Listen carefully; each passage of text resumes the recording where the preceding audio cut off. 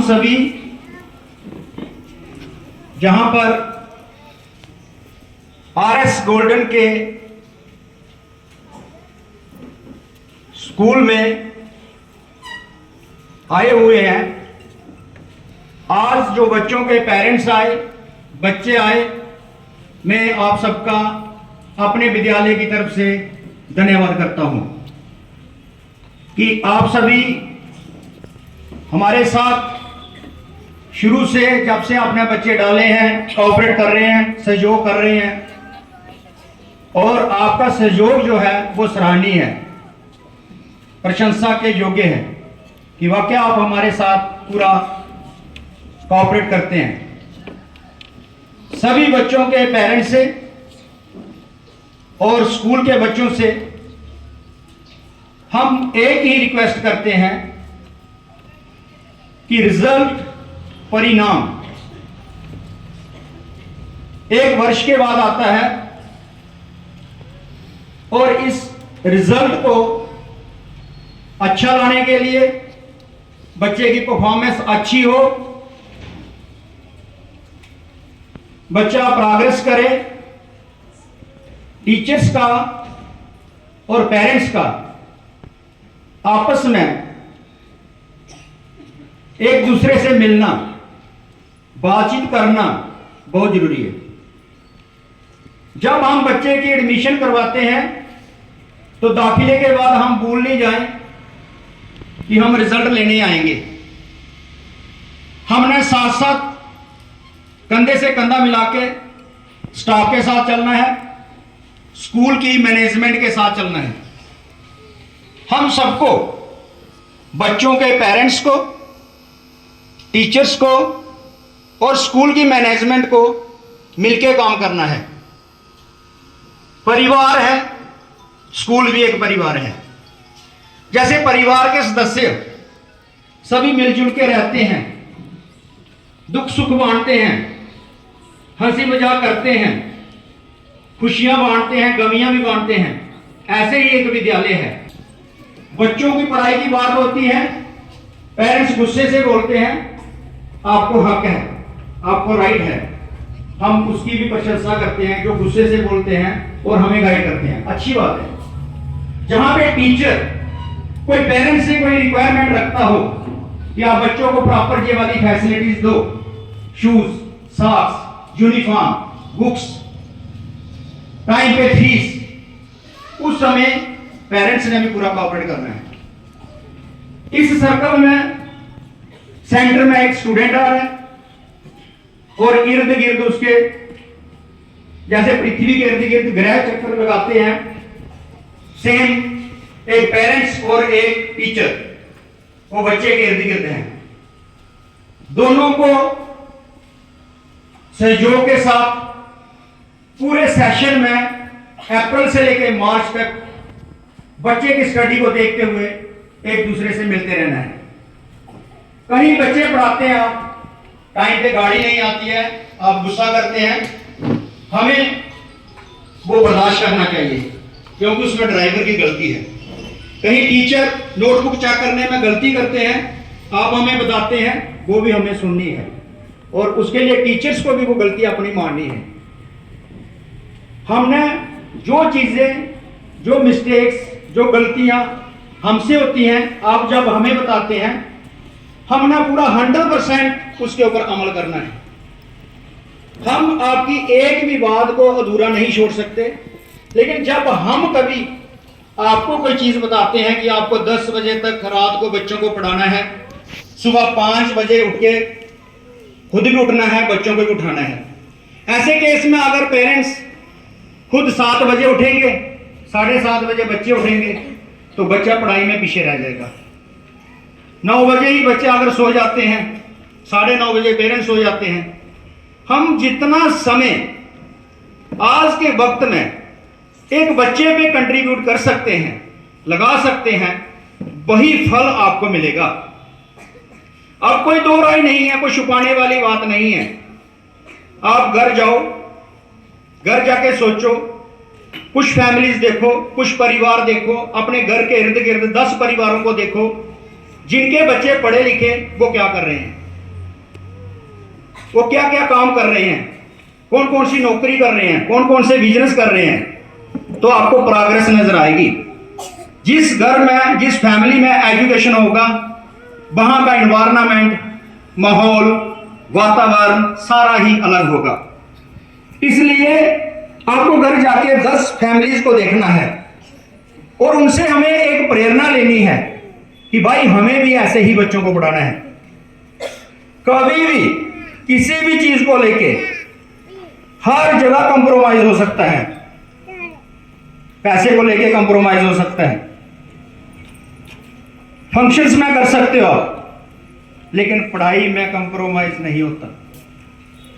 आपको जो समय नीचे दिया है कि 10 बजे तक अपने बच्चों को पढ़ाना है, रोज का 1 घंटा 2 घंटे आपने अपने बच्चों को देखना है।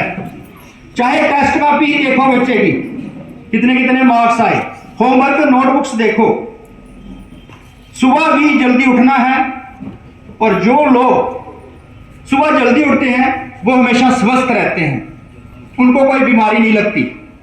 4 बजे उठे कोई, 5 बजे उठे, सुबह स्वस्थ रहते हैं। कोई जरूरत नहीं है सड़कों पे सैर करने की, मॉर्निंग वॉक करने की, अपने घर में ही मॉर्निंग वॉक करो और बच्चे उठा दो पढ़ने के लिए। अपने घर में 10-15 चक्कर काटो और बच्चों को आवाज करो कि पढ़ रहे हैं नहीं पढ़ रहे हैं। पढ़ते समय बच्चा सो भी जाता है, कोई बात नहीं, उसको दोबारा उठाना है। जहां हम बात करें स्टडी की, एक छोटी सी बात मैं आपके साथ शेयर करना चाहता हूं। मेरी लाइफ में मेरे कुछ ऐसे दोस्त मिले, कुछ ऐसे परिवार मिले जहां मुझे लगा कि बच्चा जो है कॉलेज पहुंचा, फर्स्ट ईयर में फेल हो गया। जिस पेरेंट्स ने फेल बच्चे को पढ़ाई छुड़ा दी, कहीं बिजनेस में लगा दिया, काम में लगा दिया, वो वहीं उसकी स्टडी समाप्त हो गई। फेलियर बच्चे को भी, जिस बच्चे के पेरेंट्स ने दोबारा फॉर्म भरा है अपने बच्चे का, बेटा दोबारा फॉर्म भरो, एग्जामिनेशन फॉर्म, कोई बात नहीं, रीपेयर आ गई है। जो बच्चे पढ़ते हैं ना, एजुकेशन लेते हैं, उनमें फेल भी तो होते हैं, कोई बात नहीं। फेल होना कोई जिंदगी से फेल थोड़े हो गए हम, कि हम लाइफ से फेल हो गए, कोई बात नहीं। एक बार फेल हो गए हम, कोई बात नहीं, दोबारा फॉर्म भरेंगे, वाई एनुअल पेपर देंगे, उस क्लास को पास करके बच्चे के साथ भी पूरा कोऑपरेट करो, फैमिली पूरी बच्चे के साथ लगो, बच्चे को पॉजिटिविटी ले आओ उसके अंदर कि बेटा आप फेल हो गए, कोई बात नहीं, इस बार हो गए, हम आपका स्वागत करते हैं, लेकिन बेटा अगली बार आपने पास होना है। हमने पढ़ने का काम दिया है, बेटा आपने यही काम करना है, जो मर्जी हो आपको।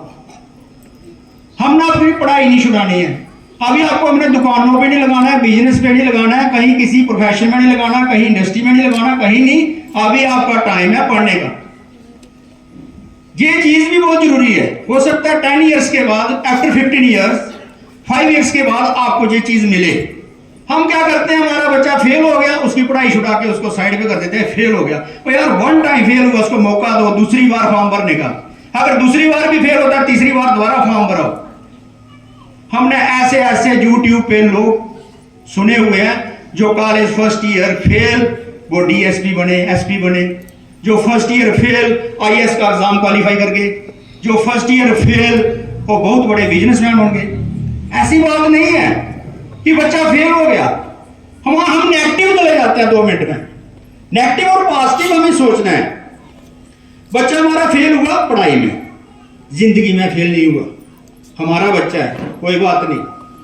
हमारे घर का चिराग वही है, हमारे घर की दौलत प्रॉपर्टी वही है। हम उसके साथ कंधे से कंधा मिला के खड़े हो जाएंगे। मजा तो तब है जब फेलियर्स को ऊपर कोई अप करे।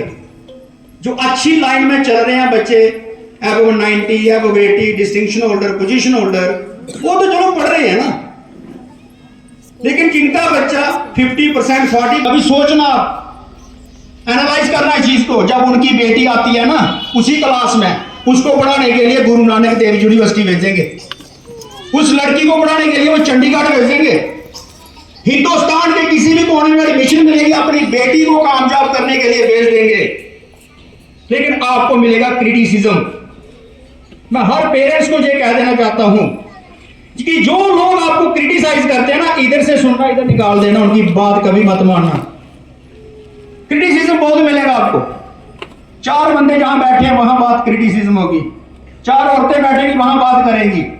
किसी की लड़की बड़ी अच्छी पढ़ने में होगी, बोलेगी क्यों पढ़ा रहे हैं आप, शादी कर देते इसकी। हमने वो 13वीं में लड़की गई, उसकी शादी कर दी, आर्मी में लड़का मिल गया। ओ भैया वो फिर हो गए, आपको आर्मी में लड़का मिल गया, जो लड़की ग्रेजुएशन करेगी, पोस्ट ग्रेजुएशन करेगी, क्या पता आईएएस करे, केएस करे, और ग्रेजुएशन पोस्ट ग्रेजुएशन के बाद क्या पता उसको डीएसपी मिले, क्या पता उसकी सब इंस्पेक्टर से शादी हो, क्या पता एक अच्छे लेक्चरर से शादी हो, क्या पता एक अच्छे बिजनेसमैन से शादी हो, क्या पता एक लड़की पढ़ी लिखी होगी, तो क्या पता लोग कैलकुलेशन करेंगे इनकी लड़की पढ़ी लिखी, हम तो बिना दहेज ही शादी कर लेंगे। ये एक मीडिया होता है, हर चीज नोट होती है, आपका बच्चा घर से कैसे गया, कैसा है, हर कैलकुलेशन होती है। लेकिन मां बाप का डिसीजन बहुत बड़ा होना चाहिए, बहुत बड़ी सोच होनी चाहिए, सबकी सुननी करनी अपनी, सबकी सुनते रहो, करो अपनी। और जो लोग अपने बच्चों को लेके दिन रात उनके बारे में सोच रहे हैं, स्टडी कर रहे हैं, तो ऐसा नहीं होगा कि परमात्मा आपके बच्चे का भविष्य बड़ा छोटा लिख के रखा होगा। आप मेहनत करवाओ, कॉपरेट करो, सहयोग करो, बच्चे के नंबरों को लेके मत चलो, कहीं भी परसेंटेज मत देखो, किसी चीज की सोच मत रखो किसका फर्स्ट आया सेकंड आया। मैंने कहा 50% वाला भी कुछ कर सकता है। तो बड़े सारे लोग मैंने ऐसे देखे अपनी लाइफ में जो कॉलेज पार्ट 1 में फेल हुए, लेकिन जिनके पेरेंट्स ने एडमिशन आगे कराई वो बड़े दूर पहुंचे, जिन्होंने स्कूल छुड़ा लिया, समाप्त हो गया उधर फिर उसी दिन। तो बात आई स्ट्रगल की।